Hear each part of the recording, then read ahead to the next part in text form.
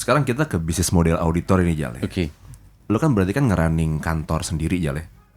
Iya, Membawa dengan partners. nama brand Kanaka gitu ya. Betul. Ini nyangkut sama tadi lu bilang orang nggak aware. Mungkin kemahalan kali Jal bayar auditor.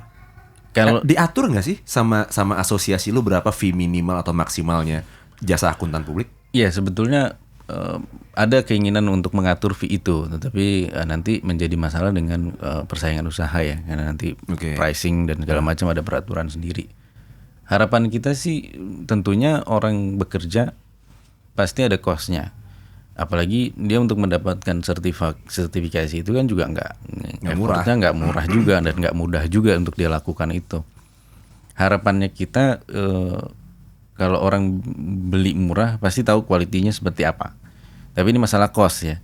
Oke. Kalau ketika kita bisa lihat biaya profesi-profesi ini tinggi sekali karena dan orang mau bayar karena needs butuh. Apalagi kalau kita Ya bagi yang mampu Jal. bagi yang mampu. Kalau Kalau bagi perusahaan kecil misalnya.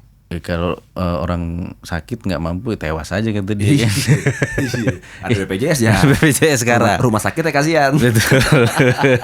Diutangin. Iya. Oh jadi bisa dong Jal. Ada auditor cuma nge-charge misalnya 5 juta untuk jasa auditnya. Boleh dong sama asosiasi. Asosiasi sudah memberikan panduan ya sebenarnya rate-nya per hours gitu. Jangan sampai murah juga gitu karena kalau murah ini sebetulnya dilakukan nggak sih effortnya atau proseduralnya dijalanin nggak sih? Karena kan kalau menjalankan prosedural itu kan ada biaya juga gitu. Oke. Mas kalau dibayar murah nih berarti nggak dilakukan dong. Gitu. Ya karena nggak mungkin dia bisa nge-cover cost orangnya untuk ngelakuin semua prosedur yang normal itu. Betul. Dan gue sih pribadi ngelihatnya cost itu mampu dibayar oleh perusahaan. Oke. Banyak perusahaan yang mampu juga kok bayar segitu. Cuma memang mereka nggak merasa ini needs, dibutuhkan lah gitu. Oke. Oh, kan cuma ini aja dan ada orang yang memberikan biaya lebih murah gitu. Nah ini yang biaya-biaya lebih murah ini pertanyaan kita prosedur dilakukan nggak? Kalau prosedurnya dilakukan, kita juga pertanyakan gimana mau berkembang ya. Dan rasanya teman-teman juga nggak mau lah kalau melakukan terus pekerjaannya bayarnya murah gitu. Apalagi mereka ngelakuinnya repot gitu. Oke. Berapa Jal total kantor akuntan publik di Indonesia sekarang? Sekarang itu yang jelas kantornya di atas 200-an ya. Kantor akuntan Kantornya publik ya. Oke. Akuntan publiknya udah di atas 1000-an. Kalau Memang akuntan publik sih orangnya. orangnya. Tapi kan kalau dalam dunia akuntan publik, orang itu nggak bisa beroperasi kan. Dia harus berkantor kan, harus membentuk kantor kan. Betul. Bisa aja dia bikin sendiri kantornya atas nama dia pribadi ya. Oke. Jadi tadi 200 kantor akuntan publik. Lebih ya, gue pernah baca terakhir data terakhir kita belum dapat ya. Pada waktu itu sampai 400 gitu ya. Tapi gue agak lupa yang pasti di atas 200 kan. Oke, kita buanglah Big Four. Betul. EY, PwC, KPMG, dan Deloitte. Lalu gue sempat dengar juga ada Big Ten. Ya. 5 sampai 10. Kanaka masuk di situ ya. Parameternya apa dulu nih? Ya itu yang menjadi Oh, kalau kayak gini Kanakanya apa Nexianya aja? di Indonesia pasti Kanaka gitu ya. Tapi secara global pasti dihitung Nexia. Tapi parameternya harus kita dudukin dulu. Apakah omset? Oke. Apakah jumlah akuntan publiknya? Oke. Atau jumlah klien? Nah ini bisa parameter. Jumlah akuntan publik itu maksudnya jumlah partnernya. Oke. Dan bukan hanya partner, dia meng-hire akuntan publik yang mungkin belum jadi partner di situ bisa juga kan. Akuntan publik tapi dia belum partner gitu. Belum jadi partner dia tapi di situ. Nah, itu bisa jadi parameter. Tapi ya so pasti ratingnya di situ-situ aja sih gitu. Di Indonesia ada aturan nggak perusahaan yang kayak gimana yang wajib diaudit? Pertama omset. Berapa? 25 ya? Ya 25 atau 20 gue lupa ya. Cuman kalau dari 20 miliar ya. Gitu. Wajib diaudit. Wajib audit gitu. Jadi di Indonesia ada berapa perusahaan yang wajib diaudit yang lo tahu sampai saat ini? Yang gue dapat terakhir aja 2000 berapa itu 2015 atau 16 gitu ya, apa 14 gitu ya. Itu sekitar hampir 40.000 perusahaan yang diaudit. 40.000 perusahaan wajib audit. Yang diaudit. Yang diaudit. Oke. Wajib auditnya mungkin di atas 50 ribuan ya. Mungkin 100 ribu ada kali karena data DJP kan yang aktifnya aja udah berapa. Oke. Gitu. Jadi perusahaan wajib audit kita asumsikanlah 100 ribu. Kantor akuntan publik sebagai satu-satunya pihak yang boleh melakukan audit ada taruhlah 400. Oke. 100.000 Gak cukup ya? bagi 400. Wah, kaya tuh harus itu auditor ya. Kantor akuntan publik harusnya dapat. Apalagi ketika lu bilang tadi misalnya man hour basis, nggak tahu, gue pernah dengar minimal 12,5 juta atau 17 juta lah. Iya. Minimal auditnya. Kan harusnya itu ya, maksudnya mereka semua bisa makan tuh. Karena Betul. marketnya 100.000 kan. Betul.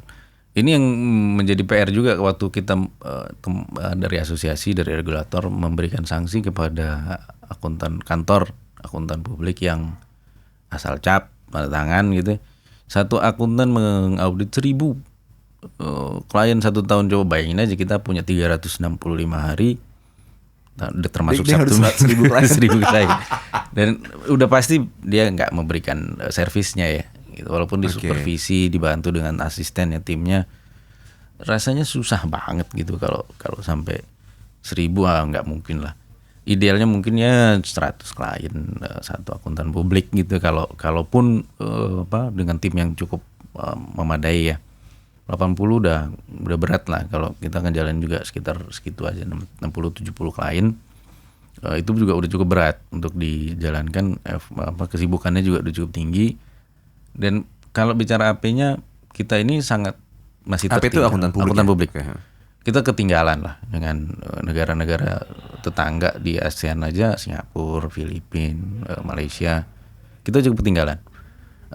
Ini mau dikembangkan lagi, disosialisasikan lagi, karena kebutuhannya cukup tinggi, entitas usaha cukup tinggi. Dan di Indonesia ya kita juga udah tahu lah, banyak juga akuntan asing datang. Nggak boleh aja. Boleh praktek di sini akuntan asing? Boleh berpraktek. Oh enggak, buka kantor enggak. Tapi ada kesepakatan, tapi masih dibatasin untuk tidak berpraktek seperti yang orang kita lakukan. Tapi kalau menjadi akuntan internal gitu ya, banyak kali udah Oh iya, akuntan internal perusahaan kan, jadi kalian perusahaan kan. Sudah dikerjakan oleh asing gitu ya. Bahkan beberapa klien kita pembukuannya dikerjakan oleh negara seperti Bangladesh gitu, atau Dubai, atau di India gitu, melakukan Filipina melakukan itu. Dan ini cukup menjadi PR juga sebetulnya bagi negara kita. Perusahaan-perusahaan kita dikerjakan oleh konsultan atau akuntan asing gitu. Oke, tapi kantor akuntan publik nggak boleh ngiklan ya? Dia sama kayak notaris, sama kayak dokter gitu ya? Betul, seharusnya sih tidak mengiklan, tetapi memberikan awareness bahwa mereka ada tuh seharusnya boleh-boleh aja. Via apa maksudnya? Kayaknya gue gak pernah ngeliat ada KAP punya akun Instagram nih. Ada. Oh, boleh gitu dia ngiklan di situ. Pakai Instagram Ads gitu, boleh. Memberikan sosialisasi keberadaannya mereka, eksistensi mereka sangat ada, boleh. Itu boleh. Kalau kita lihat Big Four juga melakukan beberapa iklan ya. Kalau kita mungkin pernah nonton sponsorship di liga-liga Eropa itu ada juga gitu.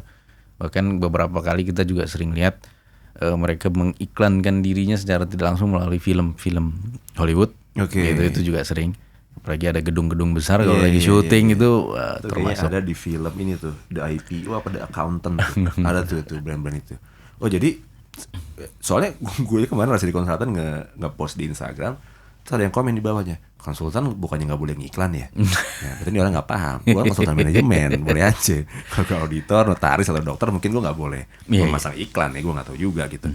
Jadi paling banyak mungkin dari mulut ke mulut ya.